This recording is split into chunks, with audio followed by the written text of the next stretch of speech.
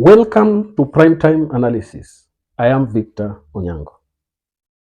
Now, many people have talked and given their opinion about the current talks that are proceeding between Kenya Kwanza and Azimio. And people have wondered why the talks have started in a false start. What I'm talking about is Kenya Kwanza and Azimio seem not to agree on the issues put forward to be discussed. We know that Azimio gave a rejoinder statement that was given yesterday that they had not agreed about the issues to be canvassed, and that the statement released by Kimani Ichung'wah was just but a list of Kenya Kwanza's wish list. But looking at it, I have tried to dig deeper and understand the motivation that is pushing Kenya Kwanza to present itself in such a manner. One of the key issues that I am looking at is the manner in which they treat these talks. In fact, I am questioning whether the Kenya Kwanza team is really sincere with the talks that we are supposed to have. Because if they were serious, they would have also been cautious in the manner in which they communicate with the Kenyans. But I also listened to Musalia Mudavadi yesterday. Musalia Mudavadi stated that Kenya's political issues have not reached to a much serious level where we may need a mediator to come in. And therefore, that is one way through which they are also denying the presence and audience of former Nigerian President Olusegun Obasanjo. Now, in this analysis, I want us to focus on the strategies that William Ruto deployed to ensure that Raila Odinga falls in his trap. Because for me, I believe this dialogue is working in favor of Kenya Kwanza's desires. And to some extent, I believe they have held Azimio hostage and they have fixed them in such a way that they do not have any other option left but just dialogue. Before we begin, if you're watching this channel for the first time, please take a second to subscribe to the channel because we promise you great analysis and great content going forward. For those who have subscribed, I'm very much grateful for the support that you're giving us, and we don't take that support for granted. Now let's dive deeper into the issues. I want us to look at the ways in which William Ruto got advantage over Raila Odinga, up to which they have decided to call for these talks. First of all, William Ruto knows Raila Odinga. He knew Raila Odinga could push for these demonstrations, and these demonstrations were going to end up to talks, and the direction that Raila Odinga would want the talks to go. He knew everything about Raila Odinga. There is this thing that he said that when somebody knows so much about you, it becomes very easy to plan against you. William Ruto had an easier time planning against Raila Odinga.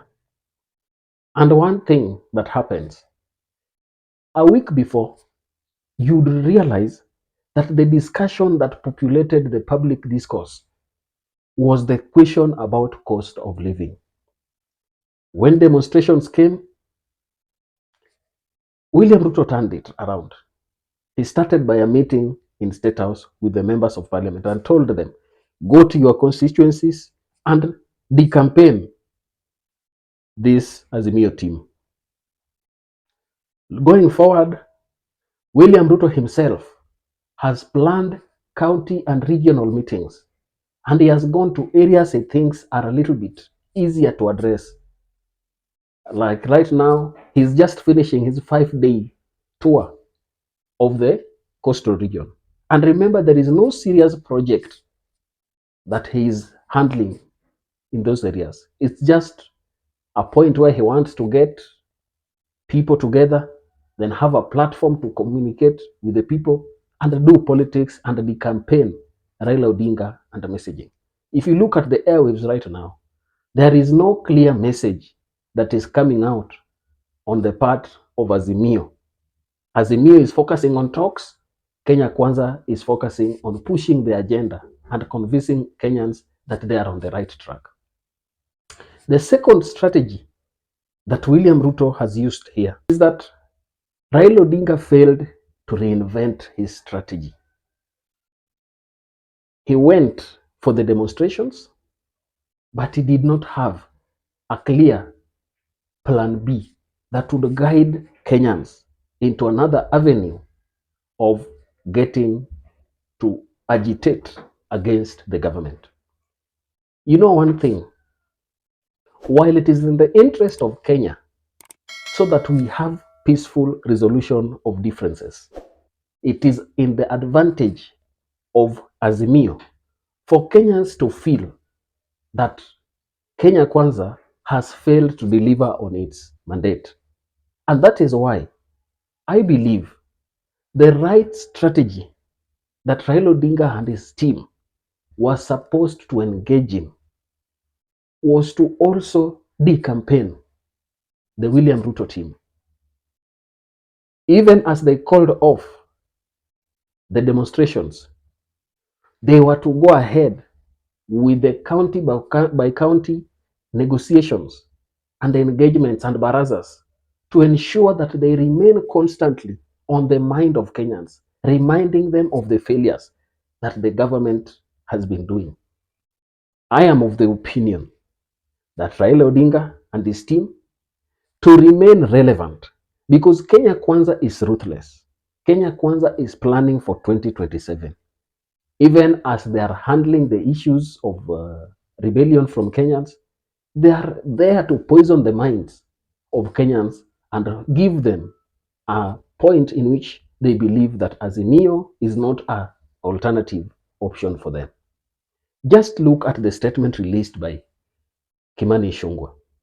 Kimani Ichung'wah was playing politics with the statement that he was giving. And that is how he wanted to ensure that he discredits the Azimio team even as they are going for the talks. For me, I believe that if people with differences are going to engage, it is always good that both sides be civil and they do not try to outsmart each other in public and wait for the time for them to sit down and engage. So that is something that I believe William Ruto understood very well. He understood the game plan of Azimio and the failure for Raila Odinga to reinvent his strategies of handling Kenya Kwanza. The third strategy that William Ruto deployed to ensure that Raila Odinga submits and ends the calls for demonstration is targeting his ethnic community. If we remember, police brutality that was meted upon Kenyans from Nyanza region, especially in Kisumu, Migori, Homa Bay, Kibra, Mathare, areas where it is known that Luos populate those areas. The level of police brutality that was directed to those regions was up there. And this led to the community mourning the deaths of its sons and daughters. It is only fair, and the last option that Raila Odinga would take was to call off these demonstrations, because if it takes his tribesmen and women to die for the sake of the country, and Raila Odinga remembers how year by year Luos have been killed because of fighting for what they believe is right, I think he thought it right to say, over my dead body, my people cannot continue to die. And therefore, let me find a different aspect through which we can solve the differences that we have. For me, I think the manner in which William Ruto used the police in Luo Nyanza and other parts of Nairobi populated by Luos worked to ensure that Raila Odinga and his team call off the demonstrations. Because that is how they have been proceeding. Remember, the members of parliament who are arrested, the people who have been arraigned in courts, most of them have been Luos, if you ask me. Very few are coming from other tribes. And therefore, I think the targeting of Luo ethnic community was also a way to ensure that the community sees Raila Odinga as a burden to them. And therefore, they would call for Raila Odinga to end the demonstrations, to stop the killings of Luos that is happening. That is also a way through which William Ruto played smart to ensure that Raila Odinga submits to his demands. The final strategy is that William Ruto understands the game of Raila Odinga's inner circle. He knows them one by one. And if you want to know this, in many cases, William Ruto has poached inner circles of Raila Odinga. David Ndi, if you remember, Karoli Omondi, if you remember, Eliud Owalo, if you remember, Silas Jakakimba, if you remember, and many other, and many other people there. I will tell you, the manner in which Raila Odinga team works, it has exposed Raila Odinga to a lot of ridicule. For instance, look at the statement that Opiyo and I released, and then compare it with the statement that Kenya Kwanza released. These two statements are totally different. One is genuine, and the other one is playing politics. Looking at the communication from Kimani Ichung'wah, it led to Azimio holding a new press conference that was held yesterday. It forced Raila Odinga to come out publicly and talk about these talks. And you saw him in that press conference that was released yesterday. William Ruto has not publicly come out to make a statement about the talks that are going on. So that tells you how well calculative William Ruto team is. The letters that were released, Kimani Ichung'wah states the list of issues that are going to be talked about. And Kimani Ichung'wah knows very well, and his team, that he wanted to have Kenyans discredit Raila Odinga and the demonstrations and the call for engagement that was going on. Therefore, he put issues that are meaningless, that do not even touch on Kenyans directly, forcing Raila Odinga's team, communication team, to come back later to remind Kenyans that we have not forgotten about your issues.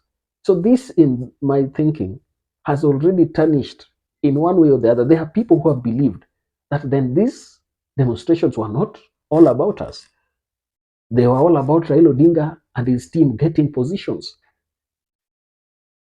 I do not know how much Raila Odinga's team will still be playing catch up with the Kenya Kwanza team.